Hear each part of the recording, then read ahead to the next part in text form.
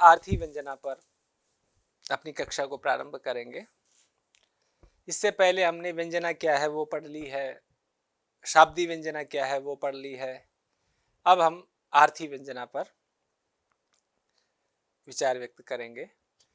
आर्थी व्यंजना जो है वहां पर सबसे पहले अर्थ आएगा और जो व्यंजकता होती है वो अर्थ में होती है। वहां पर शब्द में व्यंजकता थी। जैसे हमने दोनों उदाहरण पढ़े थे। अभिधा मूला व्यंजना में उमा वल्लभ शब्द में व्यंजकता थी, लक्षणा मूला व्यंजना में गंगा शब्द में व्यंजकता थी।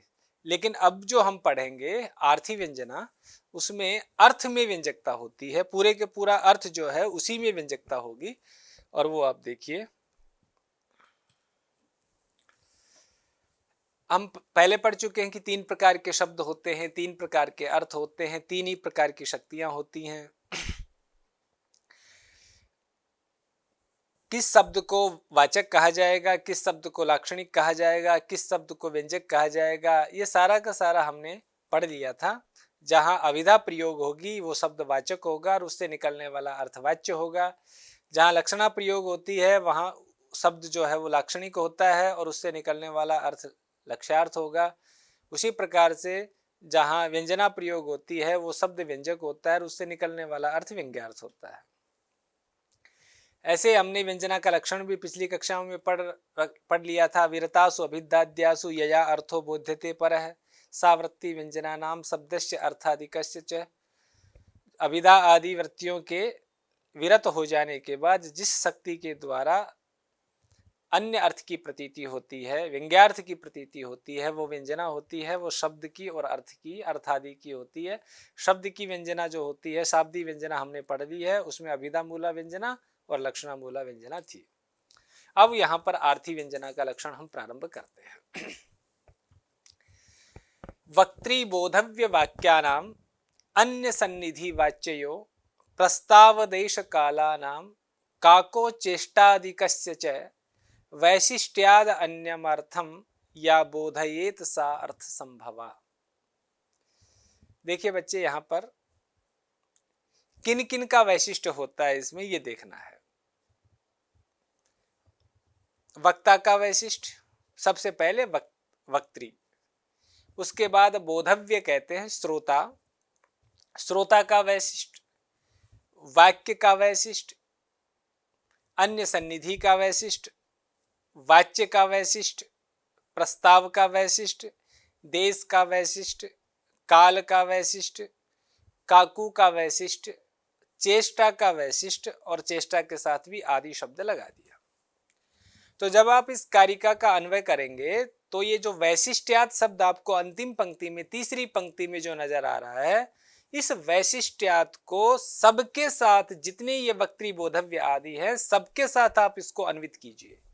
जैसे वक्त्री वैशिष्ट्यात, वक्ता के वैशिष्ट्य से, या अब अंतिम पंक्ति के का अर्थ हम निकाल रहे हैं एक एक के वैशिष्ट्य से। जैसे वक्त्री वैशिष्ट्यात, वक्ता के वैशिष्ट्य से, या जो अन्यम अर्थम बोधयेत, अन्य अर्थ का बोध कराती है, सा अर्थ संभवा, वह अर्थ संभवा, अर्थ से संभव होने वाली, अर्थात आर्थी।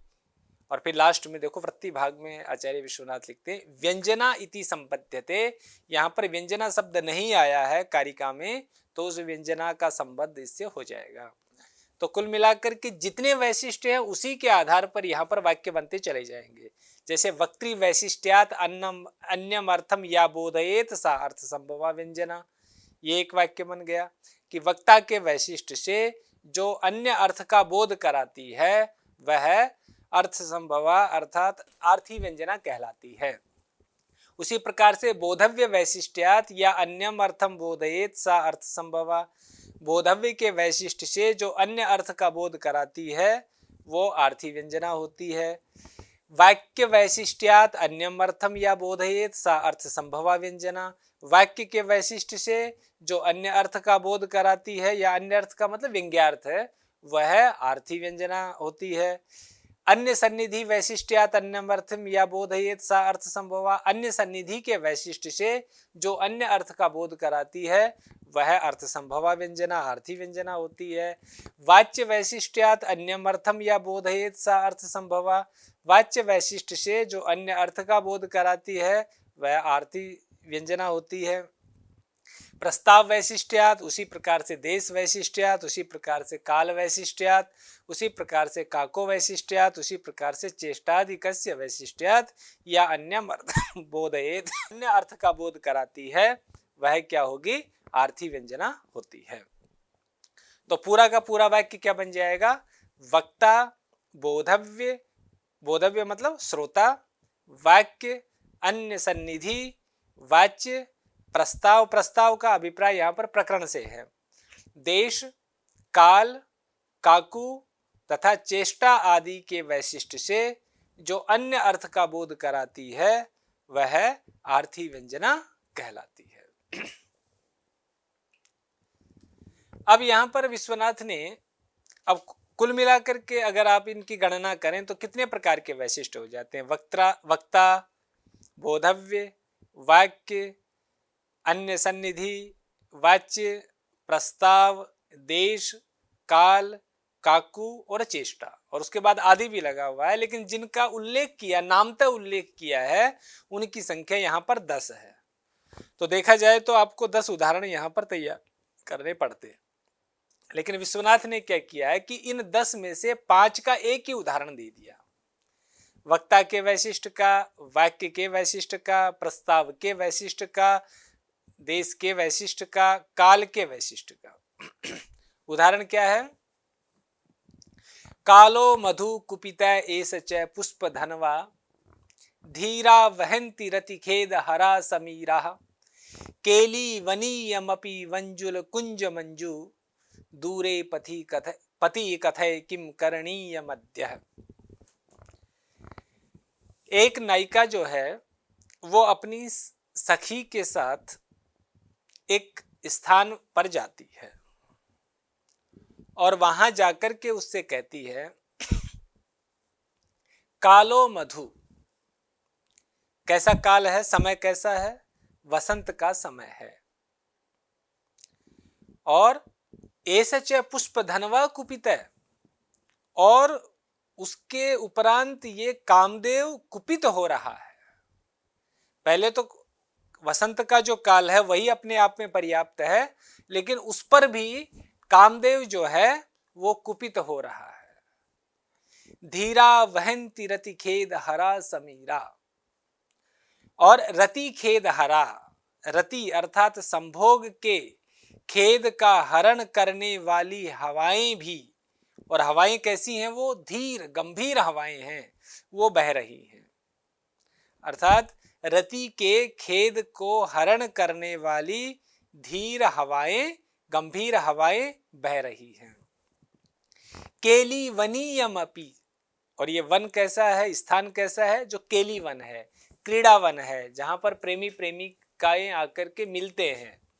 वंजुल कुंज मंजू, और वेतस के सुंदर कुंज है यहाँ पर, लेकिन दूरे पति, लेकिन पति कहाँ है? दूर है। कथय किम करणीय मध्य है, अब बताओ आज क्या करना चाहिए।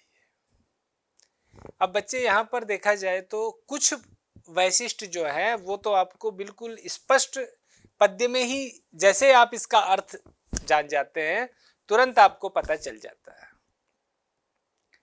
जैसे कालो मधु कह रहा है, इसका मतलब सीधा सीधा है कि ये काल का वैशिष्ट हो गया, वसंत के काल का वैशिष्ट हो गया। केली वनीयम अपि कह रहा है, इसका मतलब ये देश का वैशिष्ट हो गया। देश का मतलब यहाँ पर कोई भारत अमेरिका नहीं है, देश का मतलब स्थान विशेष है। तो केली वन जो है वो हो गया। तो ये तो आपको दोनों तो बिल्कुल देखते ही स्पष्ट हो जाते हैं। तो जब हम इसके पूरे के पूरे वाक्य के अर्थ को ग्रहण करते हैं, जैसे अभी हमने पूरा वाक्य किया, अगली जो स्लाइड है इसमें आप पूरा एक बार वाक्य को दोहरा दीजिए, आपके लिए और आसान हो जाएगा। कि एक नायिका जो है वो अपनी सखी से कह रही है वसंत ऋतु का समय है, ये हम पढ़ चुके हैं। तो इसका मतलब यहाँ काल का वैशिष्ट हो गया। यह कामदेव इस समय कुपित है, रति के खेद को हरने वाली धीर हवाएं बह रही है, अशोक के कुंजों से रमणीय क्रीड़ा के योग्य वन भी है। अब जो क्रीड़ा के योग्य वन है ये कैसा हो गया, देश का वैशिष्ट हो गया। पति दूर है, अब बताओ सखी इस समय क्या करना चाहिए। तो बहुत सारे विचार आपके मन में आ रहे होंगे, लेकिन यहां पर अगर हम इसको आचार्य विश्वनाथ की भाषा में पढ़ें तो आचार्य विश्वनाथ कहते हैं, अत्र एतम देशम प्रति शीघ्रम प्रच्छन्न कामुकः त्वया प्रेष्यताम इति सखीम प्रति कयाचित व्यज्यते। कि यहाँ इस देश पर, इस स्थान पर तुम्हारे द्वारा शीघ्र ही मेरे छिपे हुए कामुक को, मेरे छिपे हुए प्रेमी को तुम्हारे द्वारा भेज देना चाहिए। ये सखी के प्रति किसी के द्वारा व्यंजना से बताया हुआ व्यंग्यार्थ है। अब यहाँ पर जो 5 प्रकार के वैशिष्ट हैं, वक्ता का वैशिष्ट, वाक्य का वैशिष्ट, प्रस्ताव का वैशिष्ट, देश का वैशिष्ट और काल का जो वैशिष्ट है, यहाँ पर कौन सा वैशिष्ट किस प्रकार से है, तो इसके लिए एक अगली स्लाइड हम देख लेते हैं, वहां से आपको पूरा स्पष्ट हो जाएगा। सबसे पहले तो वक्ता का वैशिष्ट। यहाँ पर वक्ता जो है उसका एक वैशिष्ट यहाँ पर नजर आ रहा है, क्योंकि उसने जिस प्रकार का वर्णन यहाँ पर किया है, कौन सा काल है, कौन सा स्थान है, किस प्रकार की हवाएं बह रही है, किस पति उस समय उसके पास उपस्थित नहीं है, तो यहाँ पर जो सारा का सारा वैशिष्ट, जो सबसे पहले जो वैशिष्ट हमें ध्यान में आता है वो वक्त्री नायिका का वैशिष्ट है। और उसका भी जो वैशिष्ट है उसमें उसका जो कामुकत्व है वो उसका वैशिष्ट है। अन्यथा तो न जाने कितने लोग उस स्थान से निकलते हैं, लेकिन एक जो कामुकता का भाव है वो यहाँ पर जो वक्त्री नायिका है उसके वैशिष्ट से यहाँ पर पता चल रहा है। और सब जगह जितने भी 5 वैशिष्ट से व्यंग्यार्थ एक ही निकल करके आ रहा है, और वो व्यंग्यार्थ क्या निकल करके आ रहा है कि तुम मेरे जो प्रच्छन्न कामुक है, तुम मेरे जो छिपे हुए जो प्रेमी हैं उसको तुम भेज दो, ये अर्थ वहां पर व्यंजना से निकल करके आ रहा है। उसके बाद अगर वाक्य का वैशिष्ट देखें तो संपूर्ण व्यंग्य जो है वो वाक्यनिष्ठ है। यहाँ पर पूरा जो व्यंग्य है वो कहाँ पर है, वाक्य में रहने वाला, वाक्य में वो विद्यमान है, इसलिए वाक्यनिष्ठ वैशिष्ट यहाँ पर व्यक्त होता है। और उस वाक्यनिष्ठ वैशिष्ट से ही यहाँ पर तुम मेरे प्रच्छन्न कामुक को भेज दो, यह अर्थ व्यंजना से यहाँ पर आ रहा है, क्योंकि जो संपूर्ण जितने भी यहाँ पर बातें बताई गई हैं वो सारा का सारा वाक्य में सन्निहित है। तीसरी बात प्रस्ताव। प्रस्ताव क्या है, यहाँ नायिका जब वो कह रही है कि ऐसा ऐसा है, इस प्रकार का स्थान है, इस प्रकार का समय है, इस प्रकार की हवाएं बह रही हैं, लेकिन क्या है, पति दूर है, तो कथय किम करणीय मध्य। अब पति दूर है लेकिन बताओ क्या करना चाहिए, तो इसका मतलब क्या है कि उसका रमण करने की इच्छा हो रही है, उसको संभोग करने की इच्छा हो रही है। तो जो रमण की इच्छा है, संभोग की इच्छा है, उसको बताने वाला जो प्रस्ताव है उसका यहाँ पर वैशिष्ट है। और उस प्रस्ताव के वैशिष्ट से पति तो दूर है इसलिए तुम मेरे प्रच्छन्न कामुक को भेज दो, ये अर्थ यहाँ पर व्यंजना से आ रहा है। और बाकी 2 वैशिष्ट मैंने आपको पद्य को देखते ही बता दिए थे, वो आप भी तुरंत, जैसे हम पद्य को देखते हैं, जैसे हम पद्य को पढ़ते हैं, तुरंत वो अर्थ हमें समझ में आते हैं कि क्रीड़ा के योग्य वन है, वहां पर और भी प्रेमी प्रेमिकाएं वहां पर साथ में बैठे होंगे, प्रेमालाप कर रहे होंगे, तो उसके वो स्थान ही उसी प्रकार का है और समय जो है वो वसंत ऋतु का समय है। तो इस प्रकार से ये संपूर्ण 5 प्रकार का जो वैशिष्ट है उस 5 प्रकार के वैशिष्ट से एक व्यंग्यार्थ निकल करके आ रहा है, और वो व्यंग्यार्थ क्या है, तुम मेरे प्रच्छन्न कामुक को भेज दो। तो यहाँ पर एक बात और हमें ध्यान रखनी पड़ेगी कि जो 10 प्रकार के वैशिष्ट यहाँ पर आचार्य विश्वनाथ ने बताए हैं, जैसे हमने जो पहली स्लाइड में पढ़ी थी। अब वो जो 10 प्रकार के वैशिष्ट है, अब आपको लगता होगा कि ये जो 5 प्रकार के वैशिष्ट है उसके अलावा अन्य भी वैशिष्ट, जैसे थोड़ी देर के लिए हम कल्पना करें कि अगर बोधव्य का वैशिष्ट यहाँ पर ना होता, जबकि उसका उल्लेख नहीं किया गया है, ये जो पहला कालो मधु कुपित है, ये जो उदाहरण दिया गया है ये 5 प्रकार का वैशिष्ट का उदाहरण है, और उस 5 प्रकार के वैशिष्ट में बोधव्य वैशिष्ट कहीं नहीं है। लेकिन आप देखिए कि अगर सुनने वाला जो है, उसकी सखी जो है, अगर वो उसके अभिप्राय को नहीं समझेगी तो ये व्यंजना कैसे आ पाएगी। तो कहने का अभिप्राय ये है कि जो जिस वैशिष्ट के उल्लेख में जो उदाहरण दिया जाता है उसमें वो भाव प्रमुखता से आता है, ये हमें ध्यान रखने की बात है। ऐसा नहीं कि वो भाव है ही नहीं, मतलब उसके उन जो उदाहरण जिसके संदर्भ में जो उदाहरण दिए जाते हैं उनके अलावा वो भाव कहीं नहीं है, ऐसा नहीं होता। भाव और अन्यत्र भी हो सकते हैं, अन्य का वैशिष्ट भी हो सकता है, लेकिन अन्य वैशिष्टों की अपेक्षा जिस वैशिष्ट की अधिक प्रधानता होती है वो ही वैशिष्ट यहाँ पर आचार्य बताता है। इसलिए यहाँ पर ये जो 5 प्रकार के वैशिष्ट है उसमें आचार्य विश्वनाथ को ज्यादा प्रबलता दिखाई दे रही है, इसलिए उन वैशिष्ट को यहाँ पर उल्लेख कर दिया। तो कहने का अभिप्राय ये कि आर्थी व्यंजना के उदाहरणों में जिसका वैशिष्ट दिखाया जाता है उनका वैशिष्ट अन्य वैशिष्टों की अपेक्षा अधिक होता है, ये हमें मान करके चलना चाहिए। ये बिल्कुल नहीं है कि जिसका नाम नहीं लिया उसका कोई वैशिष्ट ही नहीं होगा, ये यहाँ पर विशेष रूप से समझने की बात है। अब उसके बाद हम दूसरा जो बोधव्य वैशिष्ट है उसका उदाहरण पढ़ते हैं। ये जो उदाहरण है ये अनेक संस्कृत काव्यशास्त्रीय ग्रंथों में हमें मिलता है, यहाँ तक कि आचार्य मम्मट ने इसको उत्तम काव्य के उदाहरण के रूप में प्रस्तुत किया है। पंडित राज जगन्नाथ ने भी इसकी बड़ी विस्तृत विवेचना रसगंगाधर में की है, और ये व्यंग के श्रेष्ठतम उदाहरणों में से एक है। यहाँ पर आचार्य विश्वनाथ ने इसको बोधव्य वैशिष्ट के उदाहरण में प्रस्तुत किया है। क्या उदाहरण है? निशेष च्युत चंदनम स्तंतटम निरमृष्ट रागोधरो नेत्रे दूरमनंजने पुलकिता तन्वी तवेयम तनु मिथ्यावादिनी दूति बांधव जनस्य अज्ञात पीड़ा गमे वापि मिस्नातु मितो गतासि न पुनस्तस्य अधमस्य अंतिकम। यहाँ पर एक नायिका है और उसका जो प्रेमी है वो उससे किसी कारण से रूठ गया है। वह अपनी एक सखी को उसको मनाने के लिए भेजती है। यहाँ पर दूती शब्द का प्रयोग है,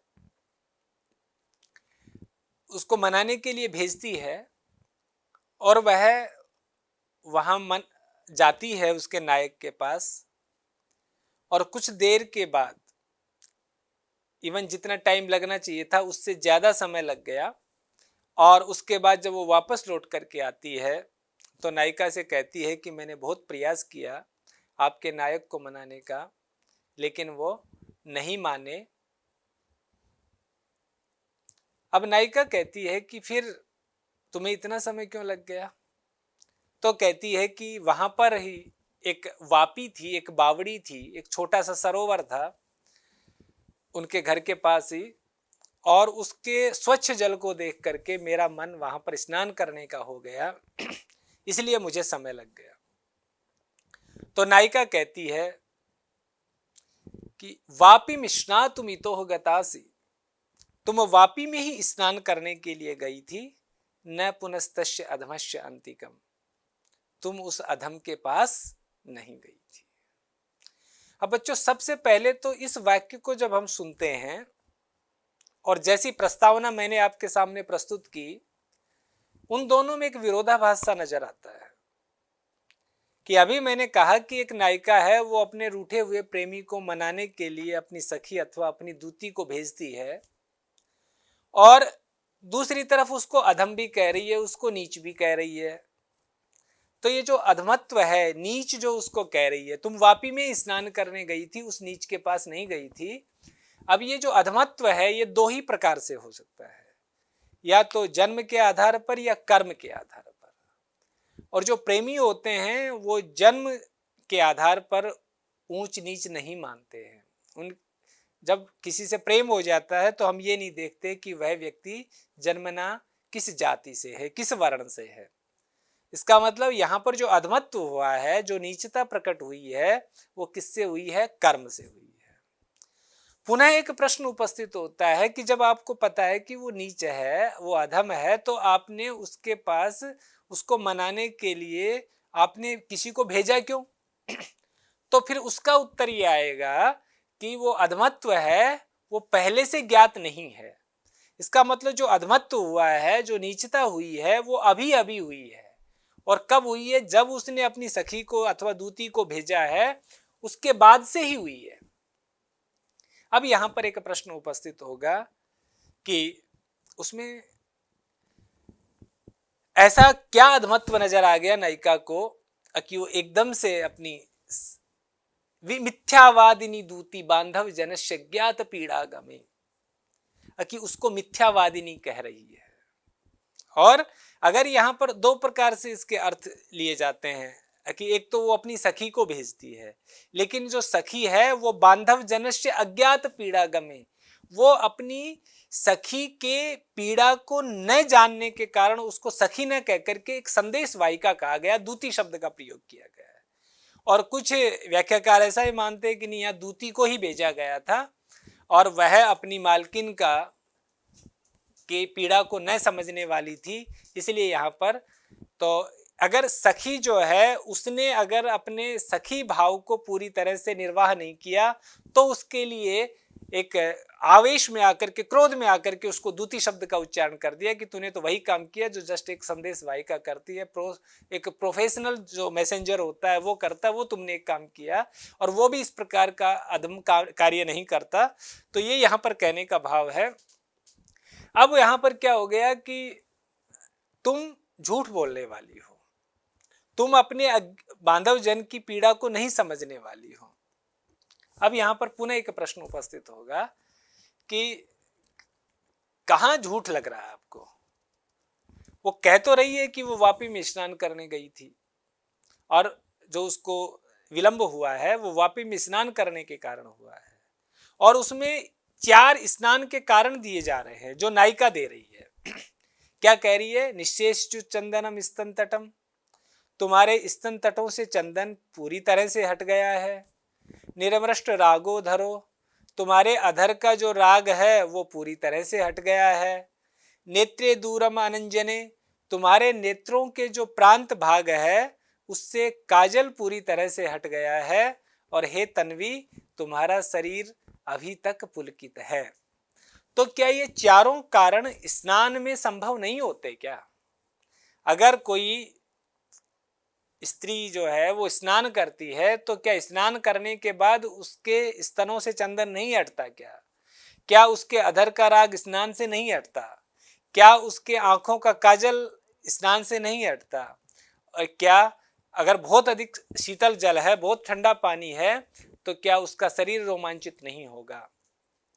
अब जब आप इसके व्यंग को समझेंगे, इसके व्यंग को जानेंगे, तो व्यंग को जानने के बाद पता चलता है कि यहाँ पर वस्तुतः ये जो चारों कारण दिए गए हैं ये स्नान को व्यक्त न करके संभोग को व्यक्त कर रहे हैं। अर्थात वह स्नान करने नहीं गई थी, वो तो उसके साथ संभोग करके आई है।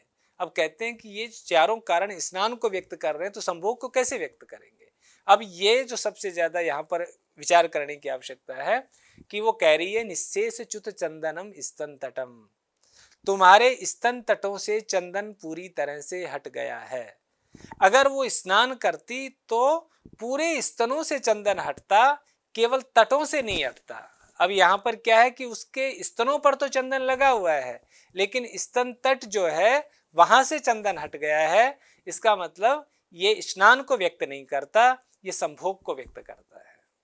दूसरा कारण क्या है? निरमृष्ट रागो धरो, उसका जो अधर है उससे राग पूरी तरह से हट गया है, पोंछ दिया गया है, उसकी लालिमा पोंछ दी गई है। अब अगर स्नान करती, अब अधर नीचे वाले होठ को कहते हैं, अगर स्नान करती तो दोनों होठों से राग खत्म होता, दोनों होठों की लालिमा जो है वो पोंछ दी जाती। लेकिन यहाँ पर नीचे वाला जो अधर है उसकी लालिमा ही पोंछ दी गई है, ऊपर वाले होठ पर अभी भी राग लगा हुआ है, लालिमा विद्यमान है। इसका मतलब अगर स्नान करती तो दोनों होठों से लालिमा समाप्त होती। इससे भी यही सिद्ध हुआ है कि वो संभोग करके आई है उसके प्रेमी के साथ। तीसरा हेतु है नेत्रे दूरम अनंजने, उसके नेत्रों का जो प्रांत भाग है वो काजल से रहित हो गया है। अगर स्नान करती तो पूरे आंखों का काजल हटता, पूरे आंखों का काजल नहीं हटा है, केवल नेत्रों के प्रांत भाग का ही काजल हटा है। इसका मतलब जो कामशास्त्र है वहां पर नेत्रों के प्रांत भाग पर ही चुंबन का विधान है, अन्य नेत्र भागों पर नहीं है। इसका मतलब जो नायक ने संभोग के समय उसके प्रांत भागों पर जो चुंबन किया है, इस कारण से उसके प्रांत भागों का चंदन हट गया है। और हे तन्वी, तुम्हारा शरीर अभी तक रोमांचित है। अगर तुम स्नान करके आती, खूब शीतल जल से भी स्नान करके आती, तो वहां से तुम पैदल चल करके आई हो, और पैदल चलकर आने के कारण, पैदल चलने के कारण अब तक जो तुम्हारा शरीर है वो सामान्य हो गया होता, लेकिन तुम्हारा शरीर अभी तक सामान्य नहीं हुआ, ये कहने का मतलब है। तो इसका मतलब ये जो चारों के चारों कारण हैं वो किसके हैं? संभोग के हैं। संभोग के कारण तुम्हारा जो शरीर है वो अभी तक रोमांचित हो रहा है। तो अगर इसका सामान्य रूप से अगर आप अर्थ देखें तो अगली स्लाइड में पूरा का पूरा अर्थ यहाँ दिया गया है कि किसी नायिका के द्वारा अपनी दूती को नायक को मनाने के लिए भेजा गया। दूती ने वापस आकर नायिका से कहा कि मैंने तुम्हारे नायक को मनाने का बहुत प्रयत्न किया परंतु वह नहीं आया। मेरे पास समय था इसलिए मैं समीपवर्ती वापी में स्नान करने लग गई, जिससे मुझे यहाँ आने में विलंब हो गया। इस पर नायिका दूती से कहती है कि हे झूठ बोलने वाली तथा अपने बांधव जन की पीड़ा को न जानने वाली दूती, तुम यहाँ से वापी में स्नान करने ही गई थी, उस नीच के पास नहीं गई थी, क्योंकि तुम्हारे स्तन तटों से चंदन पूरी तरह हट गया है, अधर की लालिमा पूरी तरह हट गई है, नेत्रों के प्रांत भाग से काजल दूर हो गया है, और हे तन्वी, तुम्हारा यह शरीर भी पुलकित हो गया है। अब यहां पर आचार्य विश्वनाथ क्या कहते हैं? अत्र तद अंतिकम एव गतासी इति विपरीत लक्षणया लक्ष्यम तस्य च रंतुम इति व्यंग्यम प्रतिपाद्य दूती वैशिष्ट्यात् बोध्यते। अब यहां पर बच्चे आप देखेंगे कि यहां हमें इसको विपरीत लक्षणा के कारण आचार्य विश्वनाथ ने इसको व्यंग्य माना है। तो अब हमें क्या करना है? सबसे पहले तो हमें वाच्यार्थ जानना है। वाच्यार्थ का मतलब ये जो श्लोक है इसका वाच्यार्थ क्या है? तो वाच्यार्थ तो जो अभी हमने पद्य का जो अर्थ पढ़ा है ये इसका वाच्यार्थ है। और अगर संक्षेप में देखें तो वापी में स्नान करने गई थी, उस अधम के पास, उस नीच के पास नहीं गई थी, ये इसका वाच्यार्थ है। ठीक है। लेकिन जब आप विपरीत लक्षणा से लक्ष्यार्थ निकालेंगे तो लक्ष्यार्थ क्या होगा? तद अंतिकम एव गतासी इति विपरीत लक्षणया, तुम उसी के पास गई थी, ये यहां पर लक्ष्यार्थ है। ठीक है, तुम उसी के पास गई थी, ये यहां पर लक्ष्यार्थ है। और व्यंग्यार्थ क्या है?